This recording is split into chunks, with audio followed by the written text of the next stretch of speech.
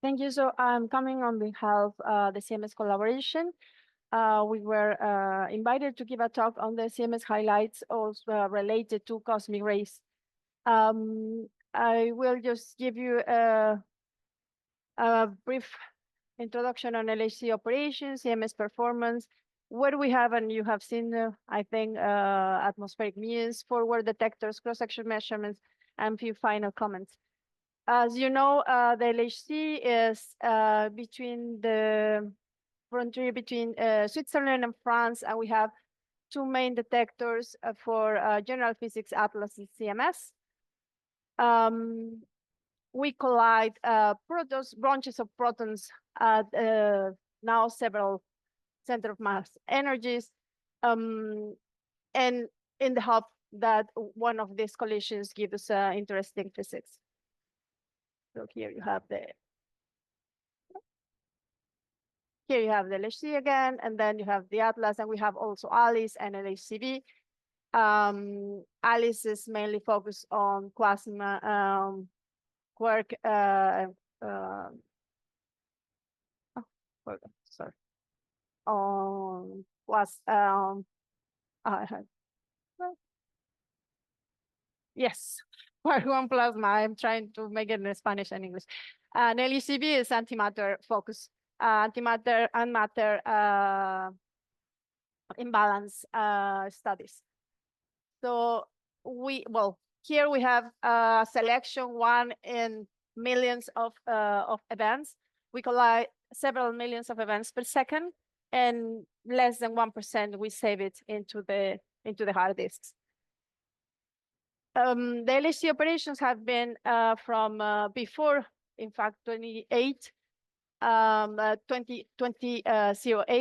but we started really the collisions and the taking physics on 2010 to 2012. We collected 27 inverse femtobars inverse at 7 and 8 electron volts, and right now we are running at 13.6. The design energy for the LHC was 14 electron volts. And that's, we may try to get that energy at the end of the, for the high luminosity LHC that is planned to run up to 2040. So far, so we started run 3 on 2022, and so far we have collected 116 inverse femtobar by CMS. Each detector, even though LHC sends the same luminosity for Atlas and CMS, each detector has its ability to save efficiently the data. We are here, we are in the run 3, we are in 2024, and we will have another 2025 run, and then we will have the long shutdown for the high luminosity LHC installation and some upgrades for CMS and Atlas detectors. We had this run three for the record world record for the energy in hadronic collisions at 13.6 electron volts. Here you have very beautiful news. I will show you how the detector goes. Just a reminder for the experts and an opening for the new people. And then someone was asking for the cosmic rays. So here you have the spectrum of the energy that goes. So the 6.6 electron volts, we are around here.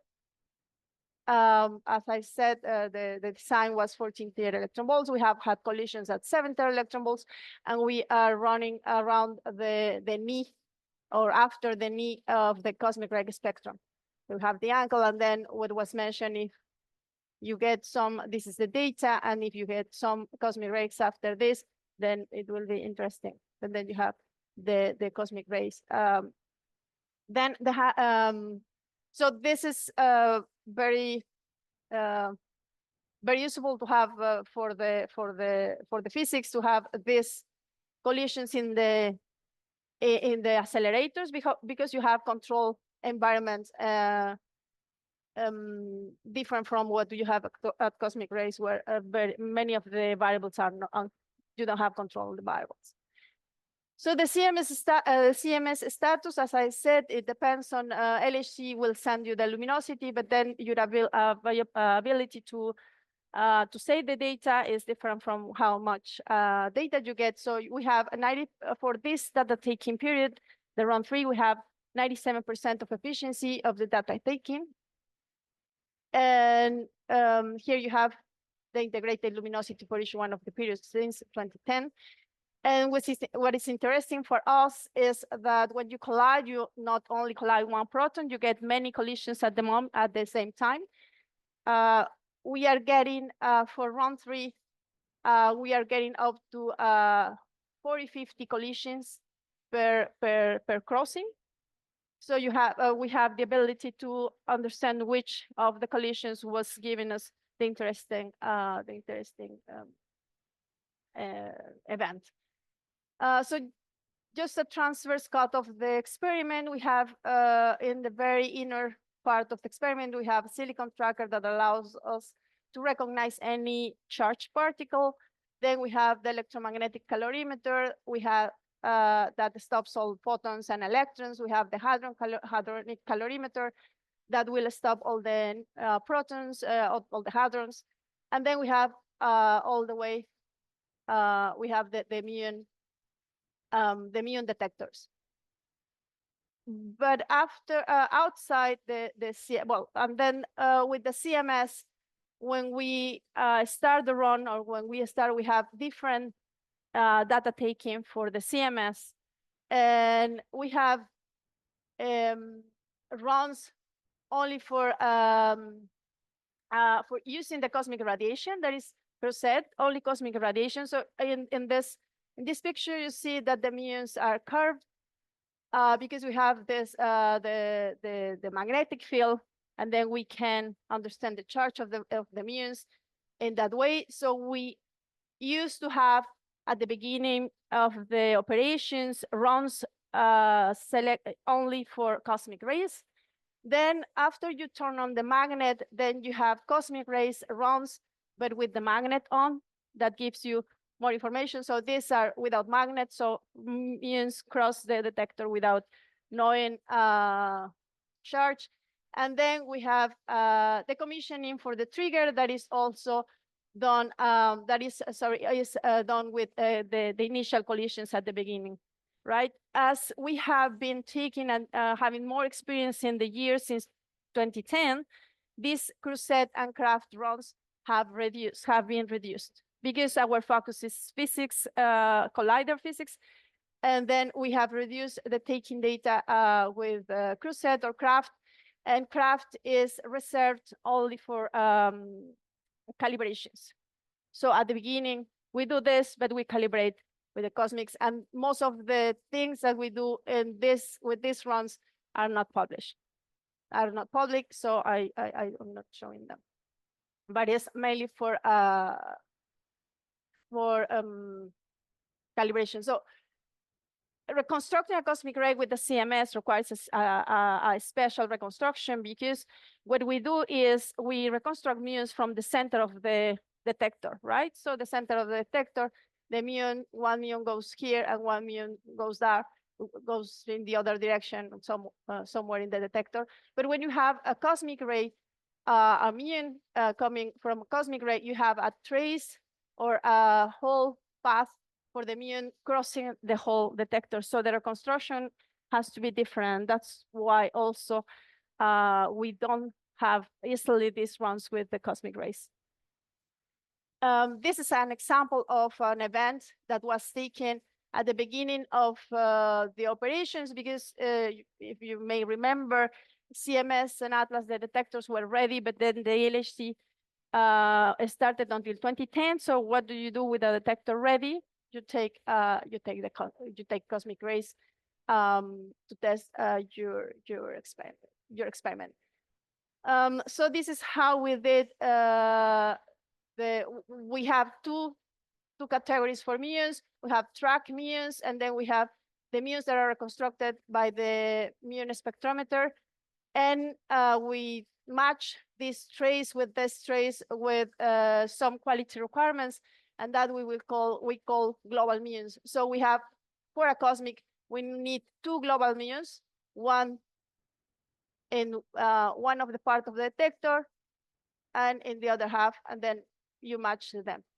So this is, as I said, a different, requires a different or more complicated, or not more complicated, but a different process to reconstruct cosmic muons for the than muons that are coming from the collisions.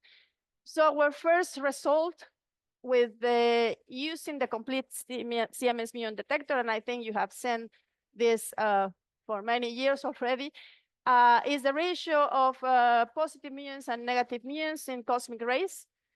What we got in CMS was, this is the combined, so was agreed with what has been seen by other underground experiments at the time. And this was the most precise because we have more control on the reconstruction of the muons measurement that was viable at the moment.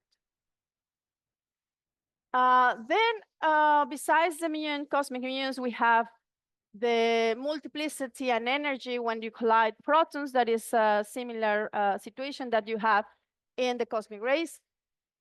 This is the distribution of the energy, the number of particles in the detectors, either ATLAS or CMS, and in the forward regions. Here you have the name of some of the forward detectors that we have in the experiments. And then here you have the distribution of energy in the collisions.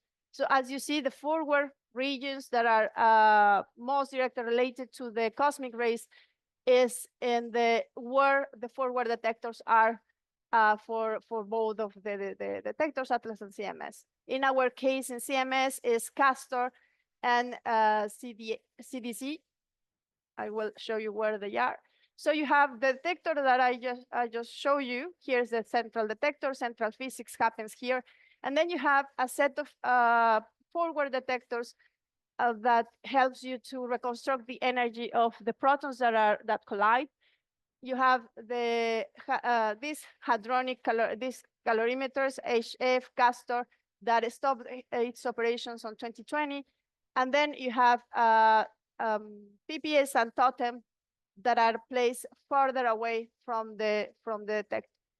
So what Totem has a special interest because it has tracking in two forward regions, and then you have the Roman pots that are farther away, 147 meters from the collision point, and you can collect information from there. So Totem is a special detector, forward detector, to measure cross-section, elastic scattering, and diffraction dissociation. In the case of the number of elastic collisions, then elastic scattering, you do it with the T1 and T2 that I show you previously here. T1 and T2, you do the measurement here, and then for the inelastic, what we use is the Roman posts. With this, we have measured the cross-section from the 8HC using Totem. And then this is the compilation of all the previous PP and P antiproton, proton, total elastic and elastic measurements together with Totem. Here you have, in the closed circles, you have Totem. Here you have Totem. You have CMS with the triangles that are here. Here the triangles. And you have ATLAS also with the opposite triangles. And you have Pierre that has the squares, and they go up. So what you see, these measurements, this green, blue, this total inelastic, elastic, and total cross sections that are done and compared with the different experiments, all seem to be consistent. So we have 13 electron volts, 8, 7, and 2.76. What I didn't say about the muons is that they were very low in the high energy spectrum, so maybe they were not. Well, it's relevant, but it's not that impact with the high with the high energy cosmic rays. So what we have for all of them, we have consistency within errors for all the measurements in the cross section or the LHC. What we have done also is measuring the description, the angular distribution of the particles with the different with the different detectors, Totem, Atlas, and then we have here the contribution of Totem that is going a little bit outside of the linear behavior that we have reported by other experiments.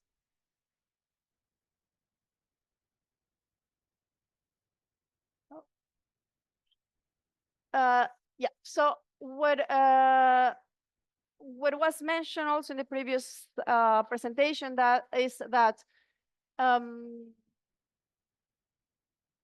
that probably there is physics that we still don't understand in the standard model. And I wanted to assure you that we are doing as much as we can to search for physics beyond standard model. We have searches on exotics, standard model, supersymmetry, Higgs top, heavy ions, B physics, forward physics, beyond 2 generations, detector performance. And then, unfortunately, on those, there are few, and you can find in the iShape conference that is going right now. Few deviation, but there is nothing that is really, everything is consistent with the standard model. So far, even though we have done all this analysis, I remind you that our collaboration is, we have more than 4,000 people that are working. So that's why the production is that large. And then we have accumulated from several years. The run-free analysis for 600 analysis in the coming years. So hopefully we can give you some light on the physics. We are preparing the high luminosity LHC. As I told you this, we expect that it works until 2040. We are preparing updates in trigger because we will have more luminosity, so we need a faster and capable trigger. We will have upgrades in the calorimeter, in the tracker, in the this is the new MIP time detector, the beam radiation instrumentation, the luminosity measurements, detectors for luminosity measurements are going to be updated. The immune system is going to be updated also, and the barocalorimeters. We have just at the approval of the PPS2 proposal is now official in the CMS within the high luminosity LHC project that helps our understanding of the forward physics for the high luminosity. We have special measurements that are foreseen for the high luminosity LHC with WNC and the distributions of, well, you know that there was some controversy for the W, so we are focusing on that, but there are so plenty, this slide is focusing on that, but there are plenty of analysis that will be done for high luminosity LHC, so we have more precision measurements and light on new physics. Oh, sorry, there was my slide on summary, but let me see. No. Okay. I don't know what happened with the slide. So the summary is LHC results can be retuned to have some basic model ingredients and prove their extrapolations to the highest energies, as it has been shown several in many of the presentations. The cosmic rays, as it was shown in the first presentation, shows mu in excess, and we need some answers that can be delivered or could be understood by the results from LHC. In any scenario, we need more new physics needed, and searches for new physics is needed, and we are preparing for the high luminosity LHC. Yeah, so sorry, still missing my projections. slide, and this is not the projections. I'm sorry. No, it was repeated, this slide, and the plot was not saved. But there was, I will upload the slides. The last version, sorry, it was my mistake. The projection for the high luminosity LEC contribution for the cross section, it's I will put that reference there. Sorry. Thank you very much. So it's again, it's on time. Okay, please have a questions. Any questions? Okay.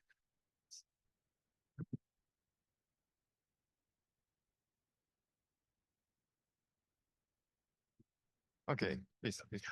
Small question. Actually, you already measured diffraction. It has been reported in the PhD thesis of Oliver. The question is, are you going to finalize it to the paper, journal paper? The diffraction. Diffraction. I think so. It should be already, if it is public, it's already public, it's already in CADIline. That means that it's reviewed and it will go there. Yeah. I have to hear. And a small comment. With Yeah. mini jets. Sorry? With mini jets, you don't get the muon excess. Well, for a very simple reason, they are produced rather central. Okay. For the muons, you need something really forward. Thank you so much. So it should be something else. No, thank you. Thank you. Okay, Lauren? Yeah, I just wanted to comment that your elastic slope that you showed at the capital B, I think that you see the deviation is what we at some point expect, that it's quadratically going to rise simply because the proton turns more and more black, so you have more and more partons, and so we expect this deviation, even though it doesn't look exactly. I think nobody has really exactly predicted it this way. Yeah. So it's a very interesting result. So one shouldn't underestimate that part and importance. The other thing is what I'm really interested in is, can you talk more about the forward physics detector you want to add? Yeah, the PPS2. Exactly. This one. Yeah, so the proposal is to install the existing PPS,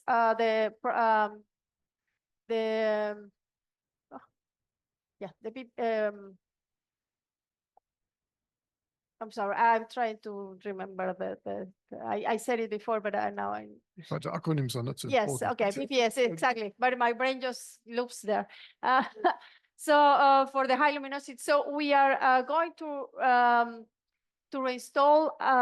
We are going to reinstall them. I mean, maintain them and then reinstall them with the new pieces for vacuum vessels detector packages. We will reinstall them because we were not sure, or there was not. We were not sure to continue the PPA project. So now we have, it's part of high luminosity. So we will redesign the new pieces or install the new pieces for the vacuum, and then it's similar to what we have, the configuration that we have right now. So it's basically Roman pot detectors, yes, right? exactly. That you move close to the beam. Yeah. Yes. And I assume it's, what is it, gem or scintillators or something, or do you know? It's so basically you use what you have already now, but you go to different locations in the beam, I assume, because you give the meters. And, yeah, here. Yeah. We will reuse the Roman pots that we have in the services, but it's a little bit farther, 234 meters here. It's a little bit farther than what we have right now, but it's the same. And then we already use the same technology. Yes, yeah. It's going to be a slightly upgraded, but it's the same technology. And it's just for high luminosity, or is it going to come earlier? It's just for high luminosity. We cannot get access before the high luminosity stops. I'm sorry. So run 3 you complete, and yeah. Yes, we don't have. I mean, we are doing work right now. It's expected to have something here, but if I am updated, is going to be after the high luminosity. Yeah, yeah. Okay, Yeah. thanks. Thank you. Any other questions? So I have a question. Yes. So about to the new question mark detector, FA something, I don't remember the new, this dash line box one Yes. that is actually I was involved in. Aspect. Yes, yes, yes. yes. I'm sorry, I The- forgot to mention. and yeah, I- do you have something to comment about this new Uh, detector? Yes, it's on. Well, the proposal is ongoing. It's already in plan to put it there. I put the question mark, but because this is going to be That is already up. less related, yes, Ah. it's going to be less related to this material, to this stock. I didn't mention facet because it's going to do different measurements. It's not going to do cross sections. Yeah, Or- at least in the beginning, it is the measuring to the D meson that is connecting to Yes. the prompt neutrino in the ice cube. That is very important for the cosmic ray point of view. I'm Yeah. not so sure now it's No, still sorry, I have targeting or not. this is dark matter and I know. Higgs physics. Then I And then I made a it's because yeah, we have I do PPAs. I work with PPS and the Roman pods for search of dark matter. That is also relevant for any new physics, this forward physics. But still there are some details that was, even though at the beginning I did cosmic rays as undergraduate and PhD, was not easy for me to. And then I didn't see the relationship that you just pointed out. Yeah. Thank you. Okay, thank you very much. Any other questions? Okay. Okay, thank you very much. Thank you.